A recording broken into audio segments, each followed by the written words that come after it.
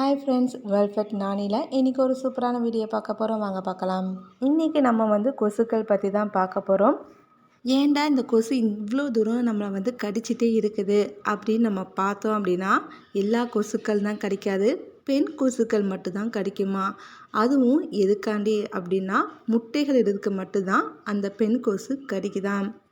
பெண் கொசுகள் இவ்வளோகான இருக்கா பார்த்தோன்னா, ஆமாம், ரொம்ப அதிகமாக கொசுக்கள் இருக்க தான் செய்யுது. இந்த உலக அளவில் நிறையவே இருக்குது.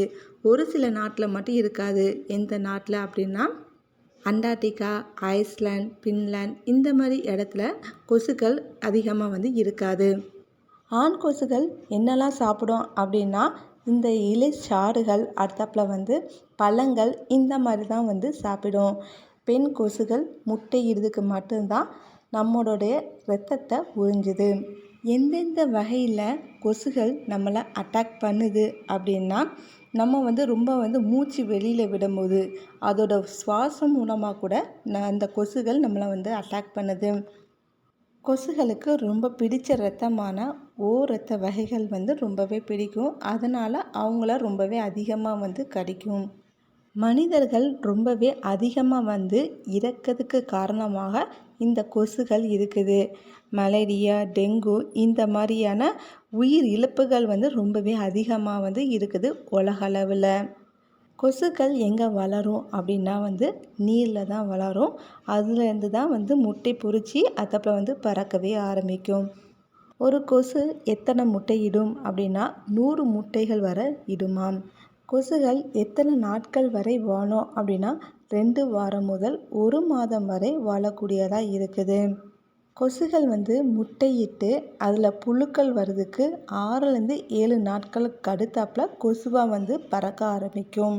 கொசு இனங்கள் கிட்டத்தட்ட 3500 இனங்கள் இருக்குது உலக அளவில். கொசுகள் நம்மளை எப்படி கடிக்க வருது அப்படின்னா ஃபஸ்ட்டு நம்மளுடைய உடம்பில் எந்த இடத்துல கடிக்கணும் அப்படின்னு தேர்ந்தெடுத்துட்டு அடுத்தாப்பில் அது எச்சிலிடும். அது கொஞ்ச நேரத்தில் அந்த இடம் மரத்து போயிடும். கொசுக்களுக்கு பல்லு கிடையாது, குழாய் போல் அது நுனியில் இருக்குது. அது மூலமாக திருப்பியும் எச்சிலிட்டு அதுலேருந்து இரத்தத்தை உரியும். உறிஞ்சி சில நேரத்தில் அது பறந்து போயிடும். அதோட உடம்புக்கு ஏற்ற 3 மடங்கு இரத்தத்தை உறிஞ்சிட்டு தான் போகும்.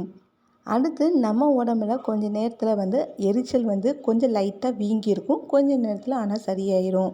டெங்கு, மலேரியா இந்த மாதிரி நேரத்தில் ஏன் வருது அப்படின்னா, கொசுக்களுக்கு ஏதாச்சும் வியாதி வந்திருந்தால் இந்த மாதிரி வியாதி நமக்கு பரவ ஆரம்பிக்குது, அந்த கொசு நம்மளை கடித்தா மட்டும். அதனாலேயே நம்ம வீட்டில் சுற்றி தண்ணீர்களை தேங்கியே வைக்கக்கூடாது. அதே மாதிரி நெட்டு போட்டு தூங்குறது, ஸ்ப்ரே அடிக்கிறது இந்த மாதிரி ஏகப்பட்ட விஷயங்கள் இருக்குது. அதை நம்ம யூஸ் பண்ணி கொசுக்கள் மோஸ்ட்லி வராமல் இருக்கிறதுக்கு என்னெல்லாம் பண்ணலாமோ அதெல்லாம் பண்ணிக்கிட்டு நம்ம இருக்க வேண்டியதான். கொசுக்கள் எப்போதுமே உலக அளவில் இருந்துகிட்டே தான் இருக்குது. கொசுக்கள் பற்றி தெரிஞ்சுக்கிட்டீங்கன்னு நினைக்கிறேன். நானும் தெரிஞ்சுக்கிட்டேன். மறக்காமல் சேனலை சப்ஸ்கிரைப் பண்ணுங்கள், ஃப்ரெண்டு ஃபேமிலி ஷேர் பண்ணுங்கள், லைக் பண்ணுங்கள், கமெண்ட்டும் பண்ணுங்கள். தேங்க்யூ.